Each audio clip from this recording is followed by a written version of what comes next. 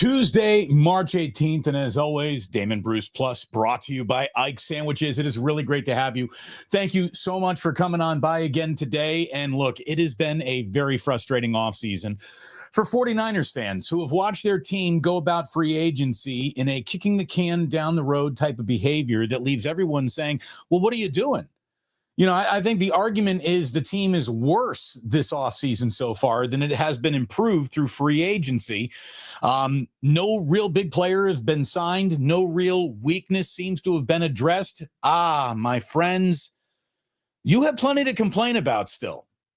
But there is one weakness that has been addressed. And obviously, I think it's the most glaring weakness that they have.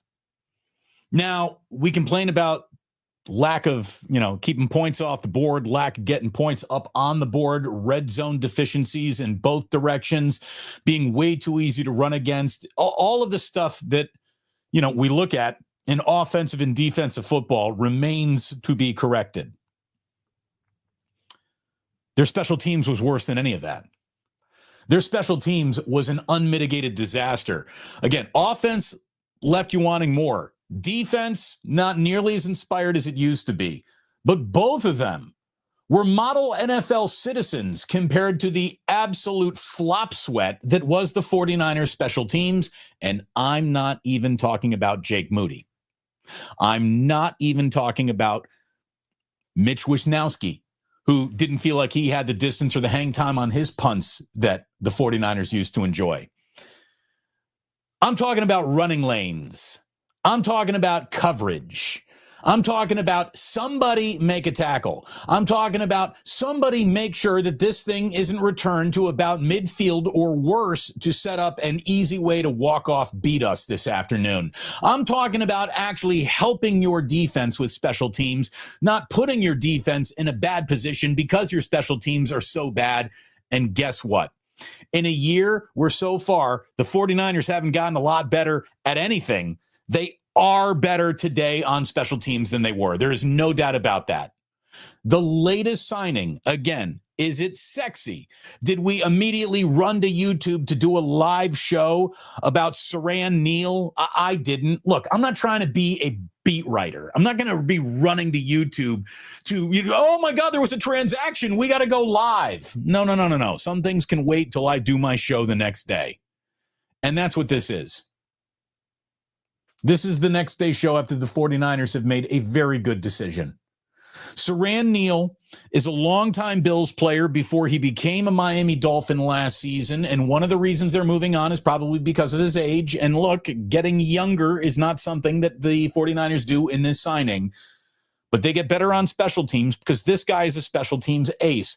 The vast majority of snaps that he has played in this league have been on special teams.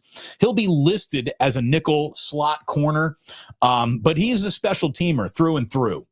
And Brant Boyer, who is the new special teams coach, I'm guessing, who has played against this guy for years. Remember, he was the special teams coach with the New York Jets. He played against this guy as a Buffalo Bill. He played against this guy as a Miami Dolphin. He has to coach against this guy, and he, I think, is part of the brain trust now in San Francisco saying, bring this guy in.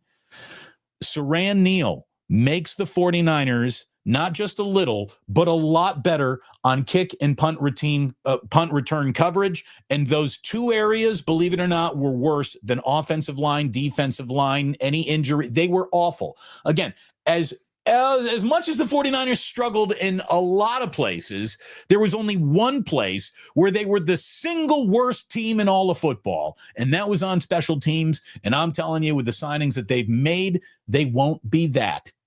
And that's even if they return with Jake Moody, which, by the way, I think is going to happen. But before we get to Jake Moody and actually kicking, and we will have absolutely no romance attached to Tabor Pepper's departure. I know he's been a long tenured 49er. He's got a great name for a long snapper. He's got a great name for a human being, Tabor Pepper. He's gone. I haven't even learned the name of the new long snapper yet. And you know what? I don't want to, because I should never know the name of a long snapper, and neither should you.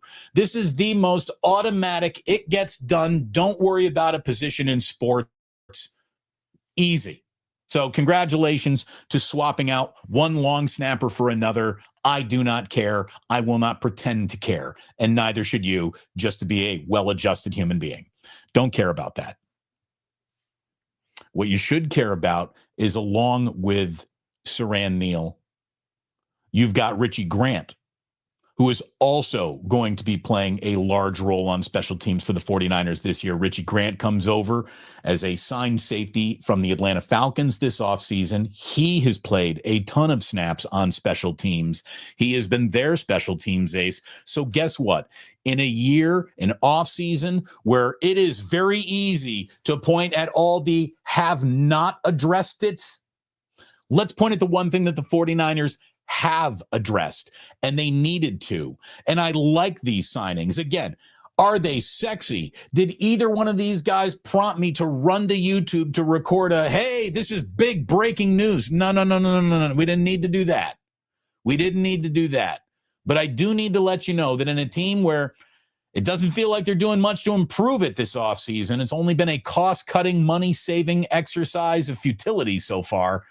These are officially two good moves. These are two guys who, in their tackling in running lanes ability alone, could save the 49ers anywhere from 500 to 600 yards of hidden offense in every single football game when you add them up and look at the entirety of the season. These guys should help the 49ers play field position football, which we know Kyle Shanahan likes to do. Let's replace Kyle Shanahan with every single coach that has ever coached from JV to varsity. Field position matters. That's why special teams matter. These are good signings. These are good signings. I really do. I mean it. I think they're going to save the 49ers 500 to 700 yards of hidden offensive yards in every game when you add it up at the end of the year. And that goes a long way to helping you win football games. You saw how short of a path it was to beat the 49ers for some teams due to the special teams play. The path to beat the 49ers hopefully gets longer with better special teams. So there you go. In an offseason where I know everybody's going, not impressed, they at least got this going. They at least got this pointed in the right direction. And I guess that brings us to Jake Moody. Now, was it right to spend a third round draft pick on a kicker? No. But he's still on the team, and people aren't too thrilled about it. But again, I'm deferring to the new special teams coach, Brant Boyer, in this instance. This guy's been around kickers. He's been around high-pressure markets, high-pressure situations. So give me a read on Jake Moody, because he was drafted because he's got all the tangibles, the things that you can measure, the leg strength, the ability. Like, he's got all of that as a kicker. Accuracy seems to be a little bit about mechanics and an awful lot about mindset. If you can get into this guy's mind and determine that he has not lost confidence, and a big reason why Moody struggled last year is directly related to the injury that he suffered. And even when he returned, he wasn't quite who he could be. If the 49ers want to sell me that, I'll believe it. I'll believe it.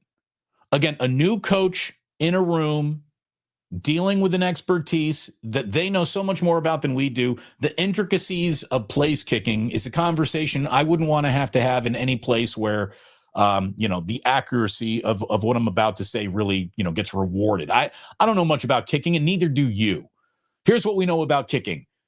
Go through upright, good. Don't go through upright, bad. That's what we know. I'm going to tell you, I don't know much about Jake Moody, the person, other than what I have heard, and that is he's a good guy. He's mentally tough. Let's see. I think they're bringing him back. I still think that they like Jake Moody. I still think that they're going to try to get out of him what they drafted him to be. And remember, if you didn't like him because he was a rookie, he's no longer that. And if getting challenged and how you respond to it earlier in your career forms a better player, well, he went through a lot of shit last year, injury included. So let's see. It doesn't seem like they're moving on. Not a lot of shows begin with 10 minutes on special teams, but this one did today, and I hope you feel good about it. I'm feeling better about the 49ers special teams. The rest of the team, I guess those are other videos and other live streams and other shows that we're going to have to do together. But special teams gets better with Saran Neal and Richie Grant now signed to the 49ers. So cheers, mazel to all of that. And this feels like a sip of the day coming up right here, right now. Let's take a look. Perfect. Perfect. Perfect temperature. I should temp that. What is the temperature of this coffee? That is perfect coffee temperature. I got the filtered soul going on in here. It's just Phil's coffee. It's the best. A couple of other 49ers things. By the way, today's going to be a little bit of a short show because I got to go downtown for a lunch. Damon, where's your collared shirt? It's not a formal lunch. It's not a formal lunch. It's lunch. Let's see. What else have we got going on? This is a story that if it's just players, it's fine. If it's actually someone in the front office, it's embarrassing as hell and kind of lame. There's a story out there that the 49ers tried to convince Dre Greenlaw to return after he agreed to sign on with the Denver Broncos. Adam Schefter revealed that the 49ers attempted to persuade Greenlaw to back out of his Denver deal and re-sign with San Francisco. Quote from Schefter, "The Niners were trying to get back Dre Greenlaw even after Denver had an agreement done with him. They were pushing to get that done. They were trying to flip his decision. In this world that we live in where people commit and there are agreements, so look, nothing officially can be agreed to until the league year opens when free agency now begins on Monday, the tampering period, and then you can start signing deals for real on Wednesday. So I guess between the agreement and then actual pen to paper, if it's players, if it's Fred Warner, if it's his boys, if it's the guys in the locker room, that's fine. That's called, you calling a buddy, a coworker, and saying, "Boy, I hope you're not transferring. I hope you're not moving. Can you please stay? We'd love you to stay." That's fine. If this were actually somebody from the front office, if this were actually somebody associated with the 49ers brass, not the roster, but brass, like Parag or John Lynch or Jed York or Kyle Shanahan or any mover and shaker in that front office, Joan in payroll doesn't have permission to make this call. That, first of all, what is on the other end of this call? How are you trying to convince Dre Greenlaw to come back from an agreed upon deal in Denver? What are you offering? Because unless it was more money, I'm guessing it was crickets coming from the other side. Loyalty, it sounds like it's best when it's a two-way street, but pay the player what he's worth, and I'm sure he would have been back. The 49ers chose to not do that. Did they then immediately have buyer's remorse? Is that what got them on the phone? Or was this just guys in the locker room wanted their boy back because they think that he's important? We do know that there might be some there to that because it very much feels like a bunch of internal locker room complaining might have brought the 49ers back to Kyle Juszczyk. So maybe they thought the same thing could happen with Dre Greenlaw. By the way, it's too bad that it happened to Juszczyk and didn't happen with Greenlaw because one guy is a million times more important to the success of the team than the other in my mind. I would much rather have Dre Greenlaw back at any price than Juice back on a deal. Well, again, not any price. You tear an Achilles, you're never going to be quite the same, but it's still Dre Greenlaw. Again, if it was the organization that actually called him, that's pathetic. It's comical. If it's players, that's love. That's boys. I don't have a problem with that at all. I would like to know a little bit more. I mean, what did they actually offer him? Did they offer him anything other than like bro hugs and compliments to come on back? What were they offering a player that might have had him reconsider the agreement based on the money that Denver extended? What were they offering? Free parking at the facility? Better parking spot? Come on.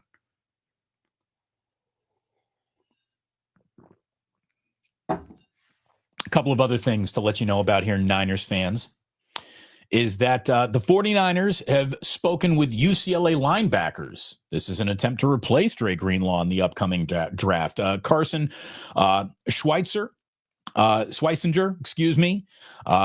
Madrano, and Olafemi Oladejo have, I guess, all talked with the Niners, and there's a direct correlation, obviously, with who the Niners talked to in the interview processes and who they've ended up drafting. It is not always causation, but there is correlation. So I guess those are three names to keep an eye on as you were putting together your 49ers mock drafts and what it could look like. Obviously, replacing Dre Greenlaw has become a priority. There are lots of priorities in this upcoming draft. And let me just say that the latest rumor about Brandon Aiyuk concerning this upcoming draft is just one that I would like to help unplug right now, because to me, it's a non-starter. The latest 49ers rumor around possibly trading Brandon Aiyuk, Sports Illustrated trade proposal has the 49ers sending Aiyuk, pick number 11, and the second round pick, number 43, to the Patriots in exchange for the fourth overall pick in this draft. Now, having the fourth overall pick in this draft would be pretty interesting. You could go in any direction you wanted and get your best available pretty much anywhere. That's kind of interesting. But I'm not giving you 2 picks and Aiyuk to move up 7 spots. Not in a draft that everybody and their mother says is one of the deepest that they have seen in a really, really long time. To move Aiyuk to get out from underneath his money and 11 to go up to 4, yes, I would do that. Throw in that second round pick, that's a walk away from me, dog. That's a no from me. Little pitchy. Sorry. No. If anything, moving back in the draft is the right direction for the 49ers to be moving in this draft board, not up it where you're taking away. You at no point in time in this draft should the Niners be giving up draft picks. They can't. They can't really afford to do that. So that to me sounds like no. I don't got it. I don't got it. I can't get on board with that one. No, thank you. What I can get on board with, I'm talking about right on board with. When you say, hey, Damon, what are you doing for lunch? I always look up and I say, hey, when's the last time you had Ike's? And if you've never had Ike's before, boy, I hope you get an opportunity to eat there soon. Ike's are opening all across America. It started out on the West Coast, expanding eastward, all up and down the coast of California. More places coming. And again, it might be time for you to consider moving to a location that has an Ike's in it. It is easier to move you there than probably him to you. So you got choices to make. It is a fantastic sandwich. Make sure you sign up for the Love Rewards program. Start earning your way to free drinks and chips and sandwiches. And if you are ordering lunch for the upcoming party around brackets you're going to have, get a little Ike's Catering. If you're ordering lunch for your office, check out Ike's Catering. You will be hailed as a hero for bringing in a lunch that everybody says, damn, that was awesome. Let's do this again real soon. My man Ike, there he is. By the way, when we take the graphic down, my man Ike, let's get him into the picture a little bit. Come on back, honey. Wait, don't be shy. There we go. That's better. I like a little peek of the face and then the light. I like a little light coming through there too. So that's pretty good. We can move it over just a little bit more. Perfect. There we go. Get your Ikes properly placed, and the proper Ikes placement is between your lips, in your mouth. Have a great sandwich. By the way, speaking of between your lips, down the hatch, get yourself to the Dubliner West Portal. Don't wait until next St. Patrick's Day to go to the Dublin or West Portal. They had a great crowd there yesterday. It is an awesome bar. Kenny and John, awesome guys. This is a local business that you want to support. You want the Dubliner to be open forever. And so do I. And I thank them for all the advertising that they do on this station. I thank you for going in there and getting a Guinness, the most perfectly poured Guinness you're going to get in all of San Francisco. Dubliner, West Portal. Bring in your sandwich from Ike. Sit down, eat it, shot of J-Mo, have yourself a power hour, and then get back to your day. Love those guys. Love those guys.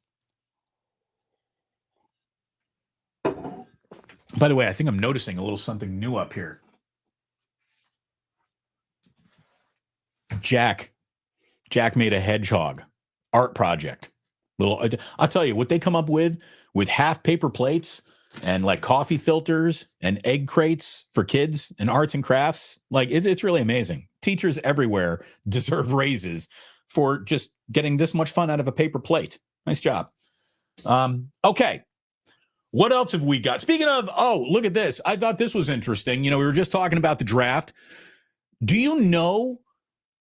And here's a graphic that the NFL put out because it's such an interesting thing. This is the first time in the common draft era that every single team owns its own first-round pick to start the new league year. Now, obviously, this will change. Somebody's going to drop out, trade out, do something before this draft starts. There's no way they're just going to lay it and play it as is. But I thought that was really interesting. All the drafts we have ever had in the common draft era, there's never been a league year starting without somebody doing a level of business that doesn't have a first rounder already underneath somebody else's umbrella. Look at that. All 32 teams have all 32 picks. I thought that's interesting for all you draft nicks out there, right? Pretty interesting. So we'll see if the 49ers continue doing anything over the next handful of days in free agency. It feels like, all the big moves, all the stop the presses moves are no longer out there to be made.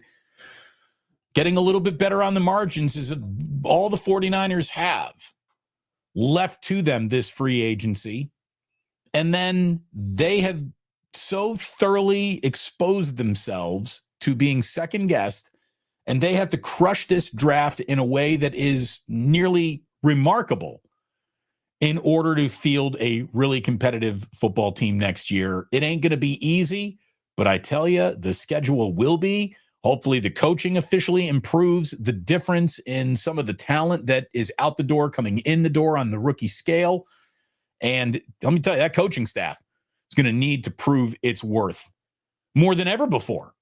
How did the 49ers reach the postseason? Well, this feels like a total non-starter unless we are both agreeing that at the end of this season coming up, this is one of the best seasons Kyle Shanahan's ever had as a head coach. For the Niners to be what you hope they might be, Kyle Shanahan's going to have to get in his bag and show you some shit you haven't seen before.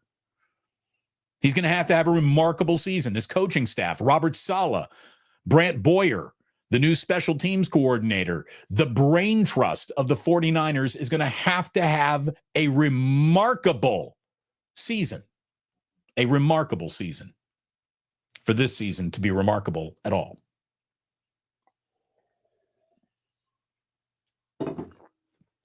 Like and subscribe, my good friends. I see an awful lot of people. Awful lot of regulars, names I love seeing in here, names that come in here each and every day. Thank you so very much. Like and subscribe. What we just went over, 20, what is it? Where are we now here on the official counter? We are over 28,500, on our way to 29. We'll have a little celebration when we get to 30. When we get to 30, I gotta put a helmet sticker on the Plus helmet. We got helmet stickers. Maybe this is how Ike's getting moved around. We got helmet stickers for every 10,000 subs. So we get to 30, new helmet sticker, baby.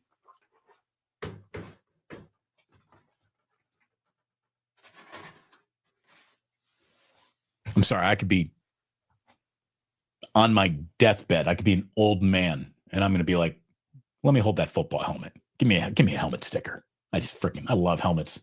Love helmet stickers. The Warriors should have been wearing a helmet last night because they just completely crashed. What the fuck was that? That was awful. As a matter of fact, I'm going to tell you right now, that is the worst Warriors loss in 2 years, in 2 seasons of basketball, because the last couple seasons of basketball have been pretty disposable. This is now a time where basketball matters again. This is now a time where games last night can't be allowed to happen anymore. That's as close to an unforgivable loss as you will see from this team all year, and it's embarrassing. The Nuggets didn't have Nikola Jokic or Murray or Brown last night. They gift-wrapped a home win for the Golden State Warriors, and the Warriors were never in the game. Never even in the game. The whole thing was gift wrap for the world. I'm telling you right now, I don't want to be Mr. Overreact to one game, but I've been waiting for the Warriors to take on a team that is A, good, B, healthy, C, all hands on deck, really going out there to compete against the Golden State Warriors. All of their wins with Jimmy Butler, and I've been telling you, they have passed a lot of eye tests. They're looking good. They're doing a lot of things that are substantive towards winning. But they've been getting fat on some empty calorie basketball teams.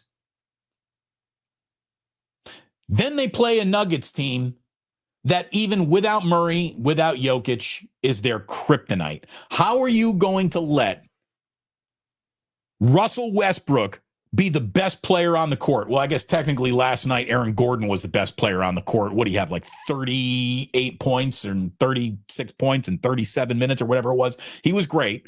Russell Westbrook, triple doubles, and Steph Curry, Jimmy Butler, Draymond Green, shame on you guys. And Jonathan Kuminga, this is why people don't really trust you, man. Because in a game where everything around you is unfolding and saying, well, things aren't working like they're supposed to tonight. You know, the primary score, the secondary score is off. So if anybody's got anything to do, like, go do it. Like, that's a game where Jonathan Kuminga has to step into the vacuum of everyone kind of sucks tonight. I'll pick up the slack. He didn't. The Warriors reverting to their worst selves at this time of the year is concerning, especially against a team that gift-wrapped you a win at home. Well, they got a back-to-back with the Milwaukee Bucks. All right, well, Steve Kerr's already talking about how Steph looked so tired last night, he might be load managed this evening. There was such empty calorie basketball being played earlier in the year. Why weren't you getting your rest then? Now it's all hands on deck time. I don't want to hear about, well, Steph's tired. I'm sure he is. He works really hard. I love Steph. I would also say drink a Gatorade and get out there. Steph's tired. I don't give a shit. Go play. Go play. This is show me who you are time. And during show me who you are time, if you got, well, we're a little tired, I'm going to tell you, you ain't getting past that second round. I'm going to tell you right now, they are not getting past the Denver Nuggets. If they see the Denver Nuggets, I see where your season ends, clear as day. They ain't even in the same conversation as the Denver Nuggets. They own them. Nuggets are the Warriors' kryptonite. They're too big, too strong, too good, and they just did it without Jokic. So you lose all credibility when you lose a game like that. Beyond that, the Warriors, they were so bad last night. That was such a pathetic freaking performance. I really mean it. I watched that game. I was getting pissed off. And I'm like, why does this look so bad? And then I read this, that the Warriors became the first team in the NBA or the WNBA to ever shoot under 25% from downtown on 30 or more attempts, under 60% from the free throw line on 25 or more attempts, with 20 or more turnovers all in the same game. That is first team All-American stepping on your own dick.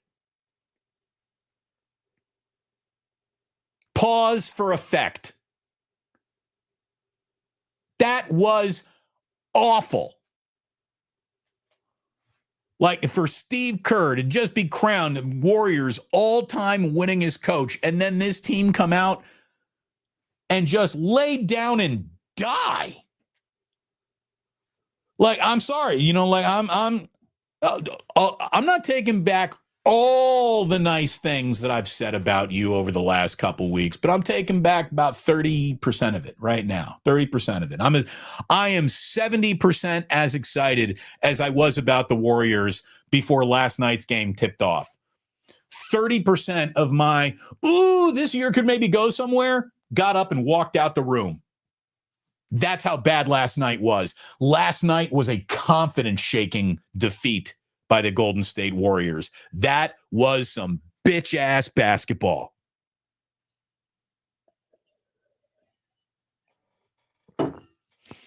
Bunch of NBA players going up to the free throw line and not even coming close. I mean, that is just like, hit your free throws, for fuck's sakes.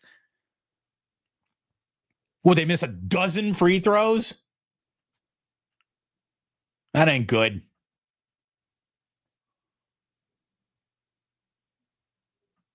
Zothmas. Uh-oh. 30% buyback. Yeah.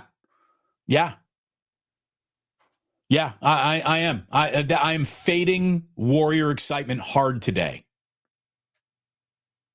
Yeah, I'm telling the rest of the team to step up. But this team, they don't go anywhere that Steph Curry doesn't bring them. LeBron has a ever-present, get the job done, motherfucker, no excuses, umbrella over him. Same umbrella over Steph Curry. No excuses.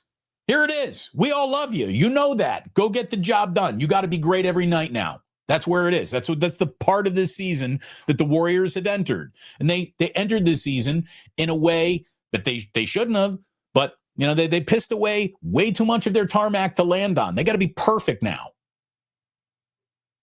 Last night should have been an easy win for a focused basketball team, and the Warriors caught wind that neither Murray or Joker was going, and they took their foot off the pedal, and you could see how early furious Steve Kerr was. Steve Kerr knew. He looked at his team after about 8 minutes of basketball and thought, these guys all transformed into bitches for this game.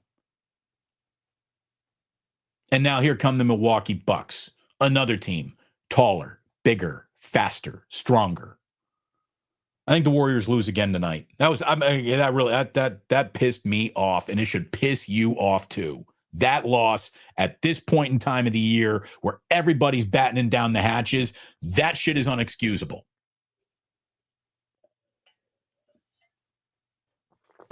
It's March, baby. It's March. If you got it, whip it out and show it to us. Otherwise, shut your mouth. I'm still pissed that Indiana's not in the tournament. Anyways, again, Bucks tonight. Kerr talking about resting Curry on a back-to-back, so we will see what that looks like. I can also report from the NBA that the Knicks are now 1-0 when Tracy Morgan tosses his cookies sitting courtside. This is not video you need to go hunt down. This is not a picture that you need to see. This is Tracy Morgan sitting courtside at a Knicks game, full on. Now, he's called it officially food poisoning. Okay. Most food poisoning on St. Patrick's Day usually comes in liquid form. I'm just going to put that out there. Tracy Morgan sitting courtside Knicks game, just straight up puking all over his own sneakers. Just right there. Now, I'm going to tell you, I would like to think if I'm sitting courtside and I got to throw up and I'm an adult, so I can actually feel it coming. Like, it's not going to really surprise me. Like, you get that first verp, the verp, that vomit burp, and you know it's coming. How are you just going to say sitting there courtside and just let it all go without at least like getting up and getting back to the aisle? I'd like to think I would have handled my courtside vomitus a little bit better than Tracy Morgan. But Tracy Morgan also has a level of fuck you money that means I'm just going to throw up right here and they'll come clean it up. Although Tracy Morgan be like, I'm just going to throw up right here and they're going to come clean it up. Look, I love Tracy Morgan. I don't like people who can't handle their liquor. Again, you can say food poisoning all you want. Food poisoning technically usually means you are doing more shitting your pants than throwing up. When you drink too much on St. Patrick's Day, you usually throw up more than you shit your own pants. I have my theories as to what happened, but they're only theories. I cannot prove anything. But I'd like to think that I would handle a courtside yakking a little bit better.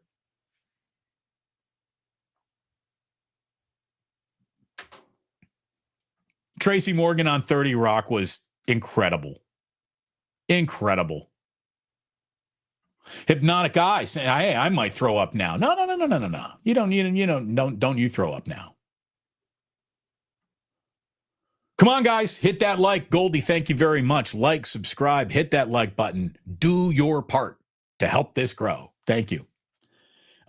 Memberships available. Merch is available. It's been a while since Sports Bane had anything to say. Maybe we're due for a new Sports Bane. Heck, maybe even Sports Bane will host a show a little bit later.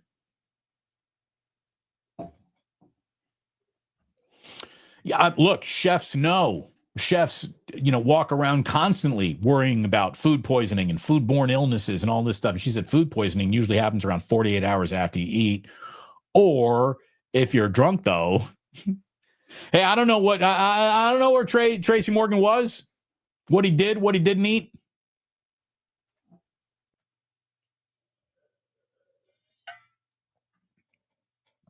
Marijuana cookies. Who? Where? What? How?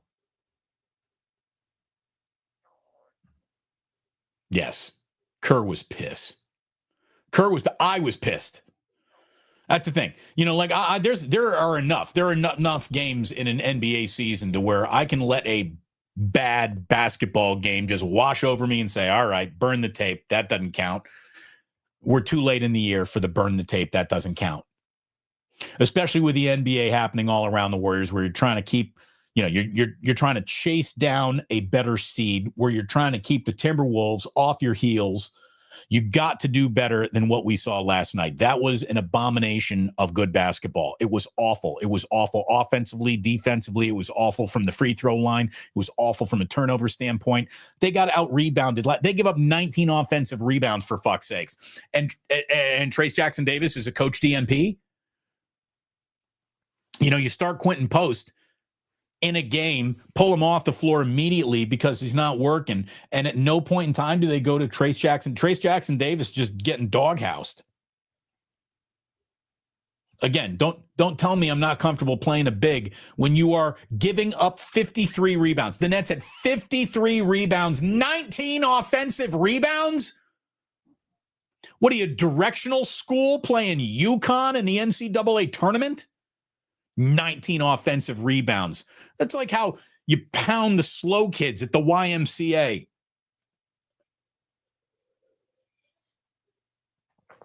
Box somebody out for good. Again, that pissed me off last night. That pissed me off. Baseball season has begun in Tokyo.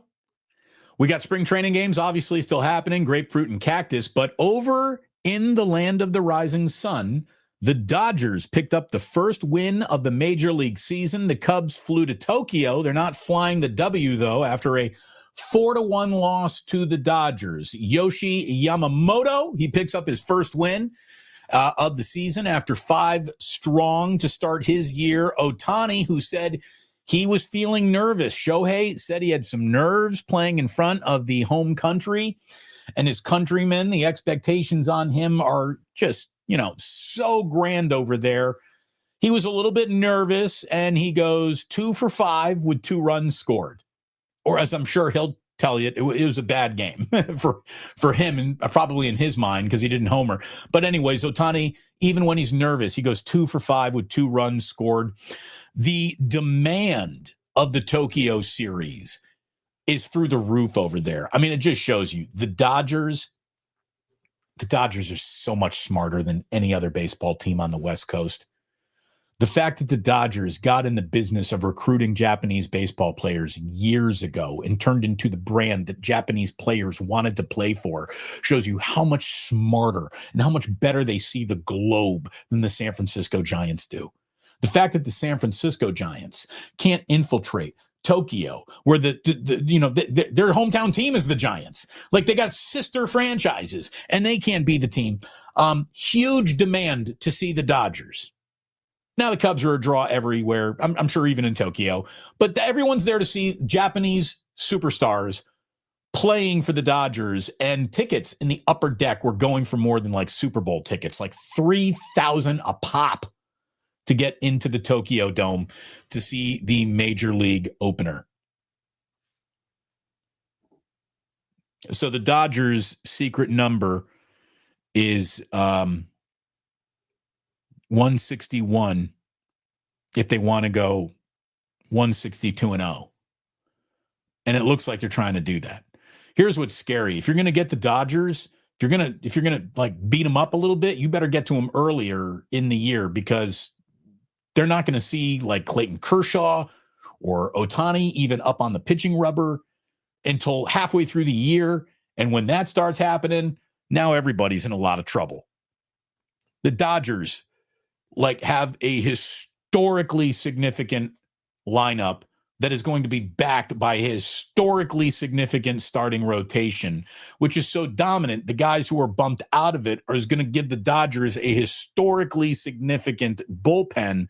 And they got like 3 guys who could be all-star level closers at the back of a bullpen that isn't just featuring bridge dudes, but has talent everywhere. The Dodgers are going to molest the rest of the National League this year. It's just going to be brutal.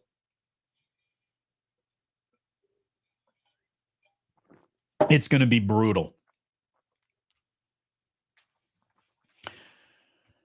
And there you go. I agree with you here, though, Hypnotic Eye. Let's get this up here for the record. Yeah, but the Dodger dog sucks ass. It does. The Dodger dog is mushy. There is no snap. There is no skin casing. I think the Dodger dog is the most overrated piece of food associated directly with a team, maybe in all sports. Adam Montiel, thank you for the $5 super chat, Adam. He says, great point about the Dodgers, but the super chat is for the impromptu Tracy Morgan impression. They're going to clean it up. Thank you very much. Have a great week, Adam. Thank you. Thank you very much. I didn't know Tracy had that much appeal. I really didn't. I would have done the whole show as Tracy Morgan. But thank you. Thank you very much. All right. I got to get on BART. I got to go downtown. I got to meet a buddy for lunch. So here we go. Are you ready for a history lesson? Today in history, we start with our happy birthdays. Happy birthday to Dana Elaine Owens. Do you know who Dana Elaine Owens is? She is royalty. She is Queen Latifah. Happy birthday, Queen Latifah, 55 years old. So Queen Latifah, 5 years and a handful of days older than me. Queen Latifah, younger than Gianna, older than me. Happy birthday, Queen Latifah. 55, the double nickel. By the way, today in 1834, the first U.S. railroad tunnel was completed between Hollidaysburg and Johnstown, Pennsylvania. The first time they ever looked at a hill, said, let's put a hole in that and drive a train straight through the frickin' thing. Now, I probably would not have brought that up but for the fact that Oscar, my 3-year-old, is on a major Thomas the Train and Mighty Express Kick. I watch more cartoons about trains than any grown man should have to sit through. They're on all the time. And I can tell you that if you are centering your cartoon universe around the concept of trains are the characters, every single freaking episode is about what can't get through a tunnel, what's stuck in the tunnel, what's scary in the tunnel, why trains are afraid of the tunnel, why you can't pass the tunnel. When it comes to trains going through tunnels, this is a topic that I discuss in my house for hours at a time. So, happy birthday, first ever U.S. railroad tunnel. I had no idea you were going to become an entertainment focus point in my life, but you certainly have. Mighty Express. How are they going to get Object X through Tunnel Y? Every fucking episode. All of them.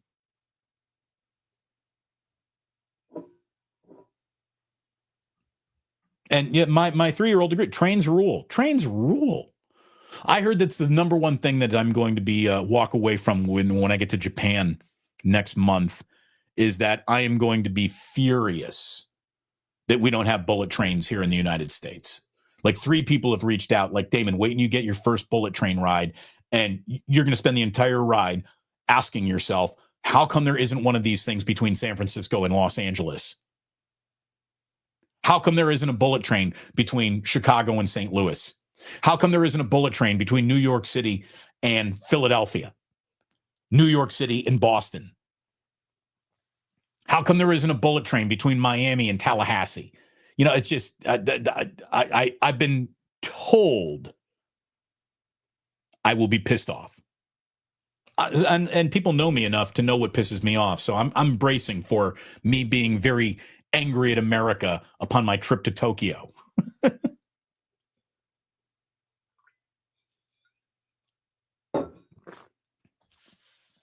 And I'm sure I can already feel it. I'm going to say something nice about my trip to Tokyo. And there's going to be somebody who's going to be like, if you like it so much, why don't you move there? Instead of saying, hey, yeah, why not take better ideas from advanced societies and apply them to ourselves? Why don't we do that? Why do I have to go somewhere to improve my life when maybe taking an idea from somewhere, implementing it here could improve all of our lives? Why don't you go move there then? I love talking to total strangers on the internet. Where was I?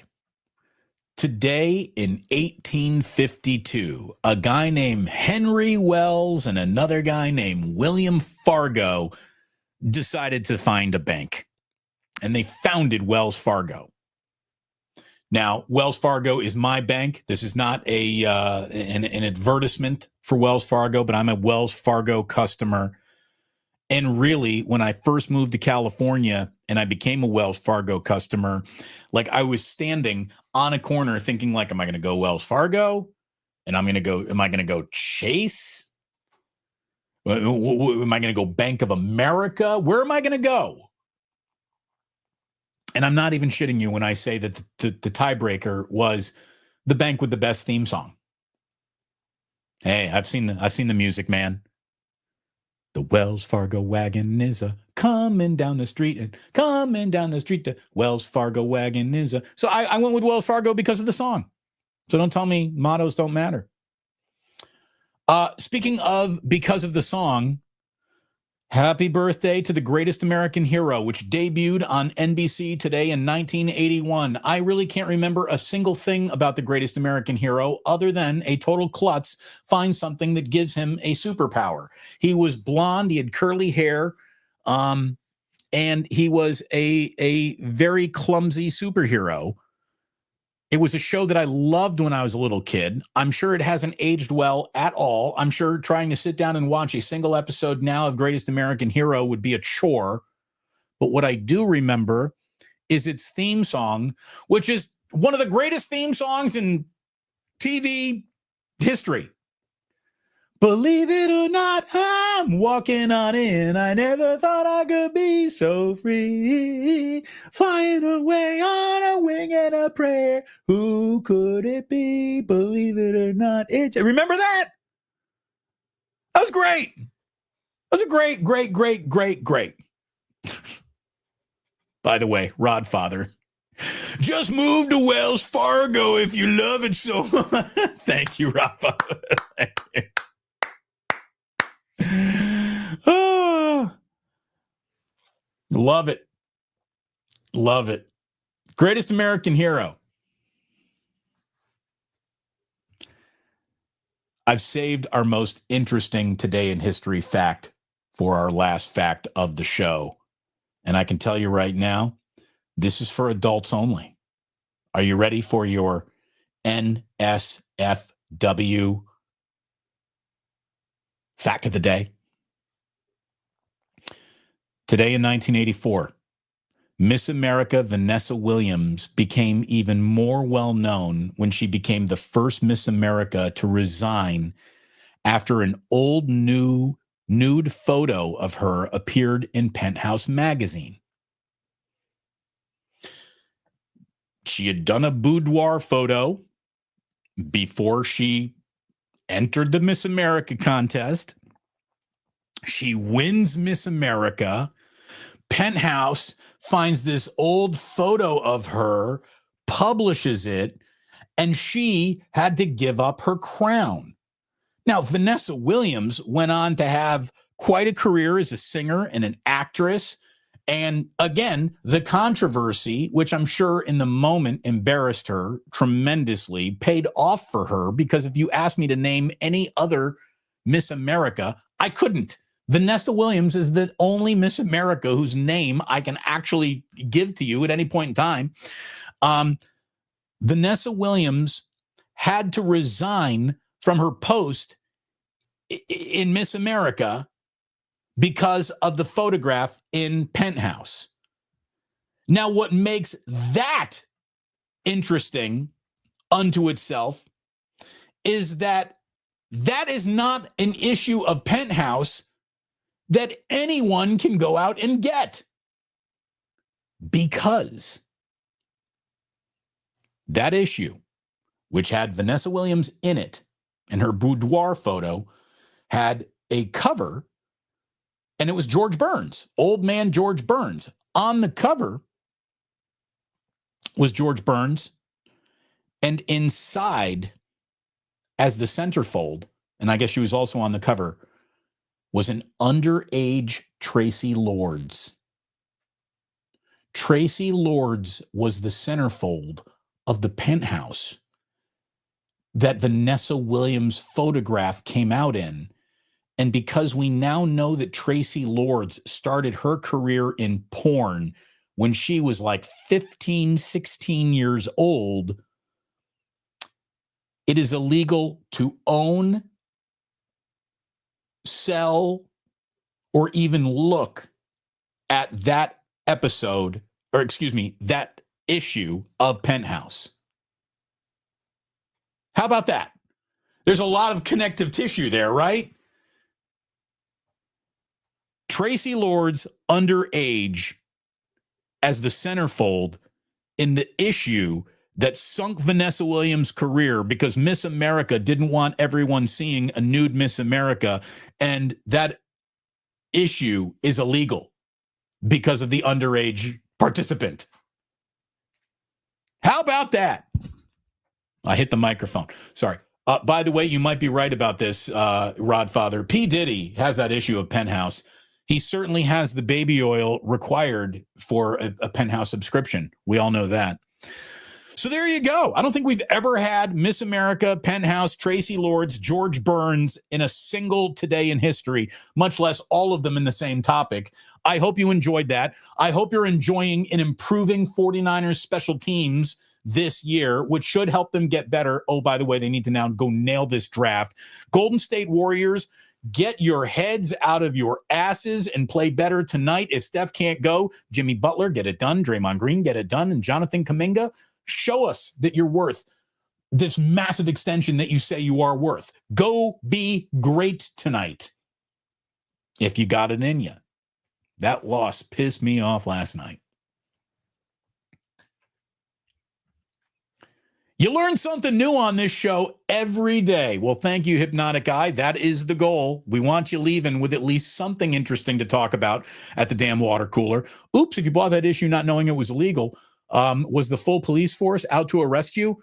No.